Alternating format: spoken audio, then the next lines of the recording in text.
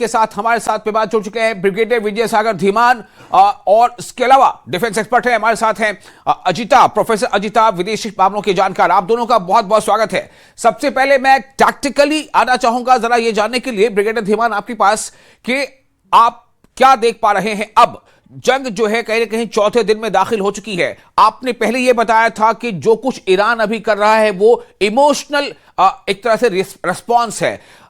इससे पहले हमने ये बताया कि डोनाल्ड ट्रंप ने कहा कि 3 से 4 हफ्ते की जंग चल सकती है। कल एक स्टेटमेंट आया था नेतन्याहू का, उन्होंने कहा था कि 4 हफ्ते तक जंग चल सकती है। अब ट्रंप के बारे में ये बात सामने आ रही है, ट्रंप कह रहे हैं कि ये जंग लंबी चलेगी और हम लंबी जंग के लिए तैयार हैं। मैं आपसे जानना चाहता हूं क्या देख रहे हैं आप? देखिए, ट्रंप ने पहले जो पहला हमला किया लीडरशिप को तबाह किया और आयतुल्लाह खमेनी के साथ कम से कम बताया जा रहा है कि 20 टॉप जनरल्स और टॉप जो ओहदेदार थे वो बैठे हुए थे, जो सारे मारे गए हैं, इंक्लूडिंग उनकी जो फैमिली के लोग थे जी। अभी वो टॉप लीडरशिप तबाह हो गई है। और अगर आपको पहले भी पता हो, जब युद्ध की तैयारी चल रही थी तब भी ये लगाया जा रहा था कि टॉप लीडरशिप को निकालने की कोशिश करेगा, तो नेक्स्ट भी ऑलरेडी नॉमिनेट हो गई थी, जैसा कि नॉर्मल एक आर्मी में भी होता है जी। तो ये अभी सेकेंड लीडरशिप जो आई है वो अभी दुनिया में अपने लोगों को दिखाने की कोशिश कर रही है कि हम बदला ले रहे हैं। तो बदला, मैंने वही बोला था, ये इमोशनल आउटबर्स्ट है। अब इस समय क्या है कि उन्होंने गलती जो करी है वो है जीसीसी कंट्रीज के ऊपर अटैक करने की। कोलैटरल डैमेज का उन्होंने अंदाजा लगाना चाहिए था, जो शायद उन्होंने नहीं लिया।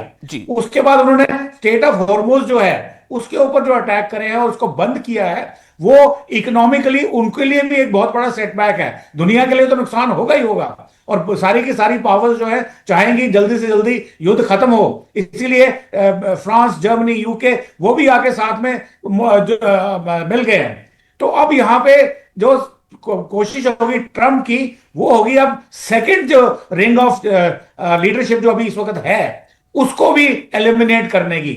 सेकंड उनकी जो ऑप्शन होगी कि जितने के जितने इनकी मिसाइल स्टोरेज है, ड्रोन स्टोरेज है, जो इनके पास एक बहुत बड़ा जखीरा है, जो उन्होंने अंडरग्राउंड साइलोज में या अपनी टनल्स के अंदर पहाड़ियों में छिपा के रखा है, क्योंकि सैटेलाइट अमेरिका के जो है 24/7 पूरा टाइम लगा रहे हैं, पूरा का पूरा टेरिटरी को मैप कर रहे हैं, कहां से क्या चीज मूव कर रही है, कुछ भी उनसे छुपा हुआ नहीं है। तो उनका अगला जो स्टेप होगा, जो अटैक करने का जो चल रहे हैं ऑलरेडी, जितने भी एंट्री एग्जिट पॉइंट्स हैं उनको बर्बाद कर दिया जाए, ताकि ये जो स्टोर्ड मिसाइल या स्टोर्ड एमुनिशन या स्टोर्ड ड्रोन उनके पास अंदर हैं वो बाहर आके ना आ सके उनके ऊपर अटैक करने के लिए। और साथ में अभी हमने देखना यह है कि जितने भी गल्फ कंट्रीज हैं उनके 11 के 11 कंट्रीज जो हैं वो सारे के सारे अपने हाई अलर्ट मोड पे हैं। जैसे आपने देखा कुवैत के अंदर फ्रेट्रिसाइड हुआ है, वो उनकी एंजाइटी थी कि देखिए शायद हम पे अटैक हो रहा है। तो उनकी तरफ से अटैक जो ईरान के ऊपर आना है वो कब, कैसे और किस तरीके से आएगा, क्योंकि ऑलरेडी बताया जा रहा है कि जो MBS है सऊदी अरेबिया के मोहम्मद बिन सलमान और MBZ जो है UAE की, उन्होंने ऑलरेडी अमेरिका से बात की है, डोनाल्ड ट्रंप से बात की है कि बताइए हम कैसे इंटीग्रेट करें आपके इस कैंपेन में। तो इसका मतलब बड़ा क्लियर है कि जो आने वाले दिन, अगर ये 11 कंट्री जिन्होंने ईरान को ऑलमोस्ट 3 दिशाओं से घेर रखा है, तो अगर वो भी आ जाते हैं अपने हथियारों के साथ, देखिए सऊदी अरेबिया के पास भी F-35 वगैरह वगैरह हैं, उसी तरह UAE के पास हैं। मैं थोड़ा सा आपको रुकते हुए बताना चाहूंगा कि जर्मनी ने क्लियर किया है कि वो इस युद्ध में, ईरान के खिलाफ युद्ध में किसी तरह से शामिल नहीं होगा। फ्रांस के इमैनुअल मैक्रोन 2 दिन पहले स्टेटमेंट ये दे चुके हैं कि ईरान पर जो हमला हुआ उसमें फ्रांस शामिल नहीं था। यूके ने जरूर यह बात कही है, लेकिन यूके के बारे में डोनाल्ड ट्रंप ने कहा है कि यूके से हमें डिसअपॉइंटमेंट हुई है। ये तो पहले मैं आपको बता दिया। दूसरा, कुवैत में जो F-15 मार गिराया जाता है, चाहे उसने फ्रेंडली वजह से मार गिराया गया हो या जिस वजह से भी, लेकिन F-15 का मार गिराया जाना, 3 F-15, ये बड़ी बात है। और इससे ये पता चलता है कि आप टेक्निकली कितने एडवांस हैं या नहीं है। मैं आपको बारी बारी सारे बताता हूं। Let's talk about UK first. UK पहले दिन से ही उनके साथ था। उसका एयरक्राफ्ट कैरियर जो था वो ऑलरेडी मेडिटेरेनियन में बहुत क्लोज आ चुका है इजराइल के, with in the striking range of Iranians. और उसके बाद क्या हुआ कि जो यूके की जो फैसिलिटी थी साइप्रस के अंदर, उसको अमेरिकन यूज करते थे। तो ईरानियन ने यह भी गलती की कि उसको भी अटैक कर दिया। उसको अटैक करने से क्या हुआ कि वो भी एक वॉर के अंदर आ गया, और अब जो डिगो गार्सिया बहुत बड़ा बेस है, बहुत बड़ा बेस है इंडियन ओशन के अंदर, जो बेसिकली बिलोंग तो यूके को करता है, और उसमें जो अमेरिकन का भी बहुत बड़ा बेस है और ब्रिटिश का भी बहुत बड़ा बेस है। और अगर आपको याद हो थोड़े दिन पहले इसी बेस के बारे में डोनाल्ड ट्रंप ने बाय नेम कहा है कि यूके ने हमें डिगो गार्सिया इस्तेमाल करने नहीं दिया। मैं आपको वही, I am coming to that only. उसी के चलते जो उन्होंने बोला है कि सगोस आइलैंड जो है वापस हैंड ओवर किए थे उन्होंने मॉरिशस को वापस, वो भी उन्होंने रिजेंट किए थे। तो आज उनको यूके को लगा कि यदि अमेरिकन ये अपने अटैक डिगो गार्सिया से लॉन्च करेंगे तो डिगो गार्सिया के ऊपर भी अटैक होने की चांसेस हैं। तो वो उसको बचाने के लिए उन्होंने बोला अमेरिका को कि देखिए आप इनको मत यूज करिए, और इसलिए अमेरिकन की तरफ से थोड़ा सा गुस्सा नजर आया। दूसरा आता है फ्रांस का। फ्रांस ने पहले दिन बोला हम यहां शामिल नहीं होंगे, क्योंकि उनको लग रहा था कि शायद नेटो को बोला जाएगा अंदर आइए। तो उसके बाद जब युद्ध बढ़ता है आगे और फ्रांस के जो अपने बेसिस हैं इसके यहाँ पे with in the striking distance में आते हैं, तो फ्रांस ने भी भेज दिया। अब यही बात जर्मनी के बाद भी चल रही है। जर्मनी जो है इस वक्त खड़ा होकर बोल रहा है कि देखिए as a part of NATO मैं आपके साथ नहीं आता। तो वो थोड़ी सी कॉन्ट्राडिक्शन चल रही है, कभी वो आते हैं कभी नहीं आते हैं। ब्रिगेडियर धीमान, मैं आपके पास आता हूं। हमारे साथ जो दूसरे पैनलिस्ट हैं मैं जरा उनसे एक छोटा सा रिएक्शन ले लूं। प्रोफेसर अजिताभ हैं। प्रोफेसर अजिताभ, ब्रिगेडियर धीमान ने जो इसका एक मिलिट्री पॉइंट ऑफ व्यू हो सकता है, स्ट्रेटेजिक एंड मिलिट्रिकल, वो उन्होंने बताया है। मैं आपकी बताना चाहता हूं आप इसे पॉलिटिकली सोशली कैसे देख रहे हैं? आज चौथा दिन है। देखिए विशाल जी, ये तो क्लियर है कि 4 दिन हो चले हैं इस महायुद्ध को, तो ईरान भी कहीं पीछे हटने की स्थिति में नहीं दिख रहा है।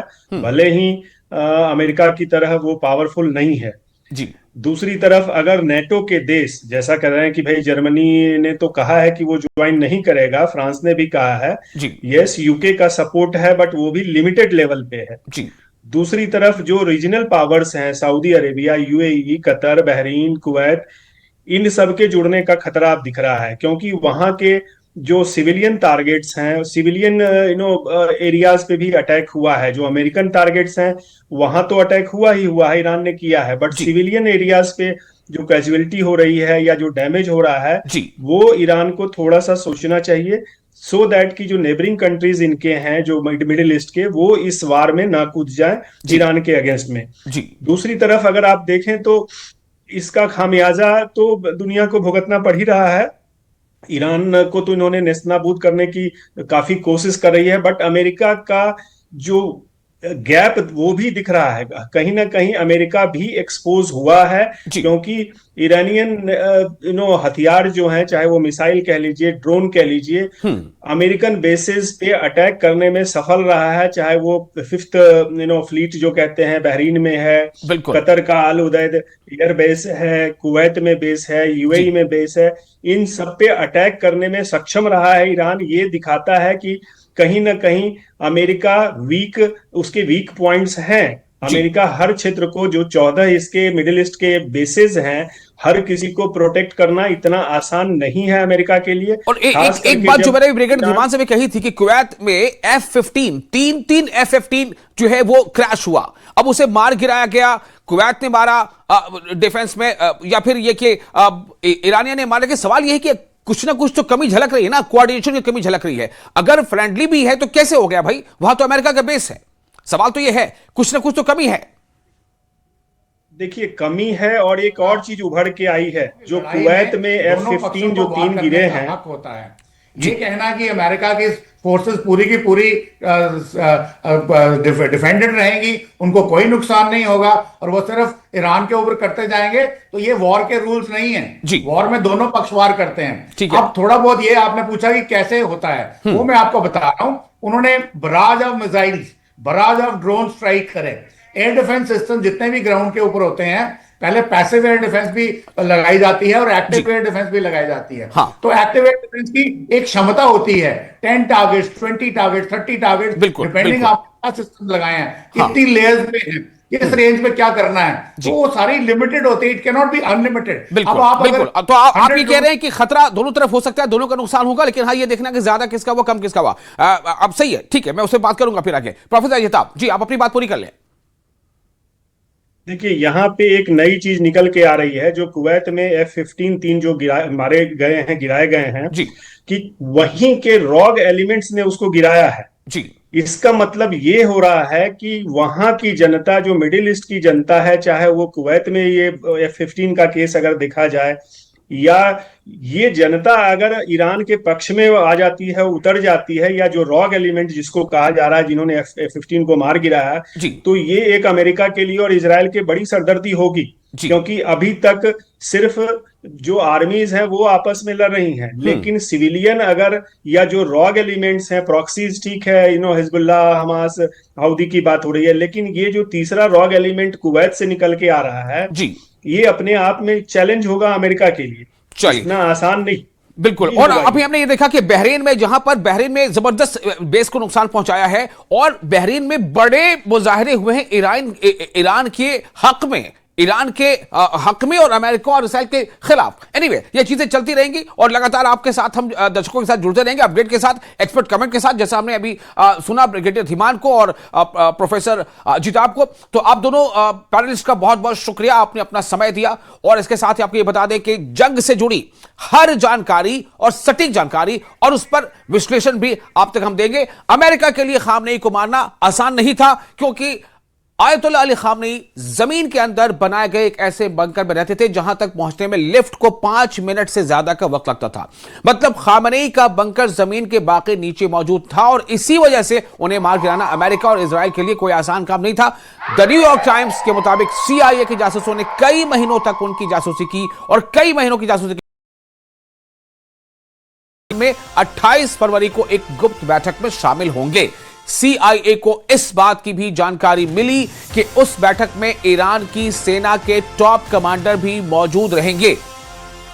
इसके बाद इस्राएली फाइटर जेट ने आसमान से 30 से ज्यादा मिसाइलें गिराई थी और फिर खामनेई की मौत को कंफर्म किया था।